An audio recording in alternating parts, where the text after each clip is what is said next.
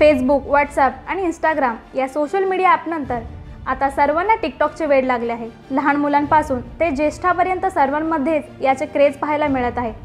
एखादे गाणे किंवा डायलॉगवर अभिनय करून तरुण मंडळी व्हिडिओ बनवतात आणि तो सोशल मीडियावर पोस्ट करतात।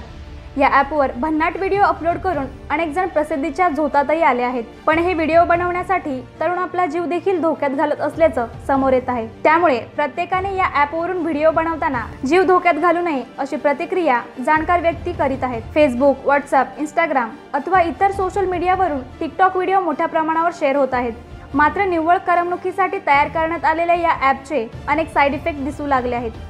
काही ठिकाणी तरुणी एखाद्या सेलिब्रिटी, राजकारणी, महाराज यांचा संवाद जोडत असल्याने याचा नाहक त्रास अनेकांना सहन करावा लागत असल्याचे प्रत्येकाने व्हिडिओ बनवताना भान ठेवणे गरजेचे आहे, जेणेकरून आपल्या व्हिडिओतून इतरांना त्रास होणार नाही। तर टिकटॉक ॲप या माध्यमातून चित्रविचित्र आवाज आणि फिल्मी संवादात व्हिडिओ बनवण्याचे फॅड तरुणाईमध्ये दिवसेंदिवस अधिकच वाढत असल्याने तासनतास तरुणाई या टिकटॉक व्हिडिओ ॲपमध्ये गुंतलेली असल्याचे चित्र पाहायला मिळत आहे। व्हिडिओ करणे किंवा ॲपचा वापर करणे यात काही गैर नाही, मात्र त्यामुळे कोणत्याही सामाजिक घटकांना त्रास होऊ नये याची काळजी घेणे गरजेचे आहे। ब्युरो रिपोर्ट, सहज समाचार।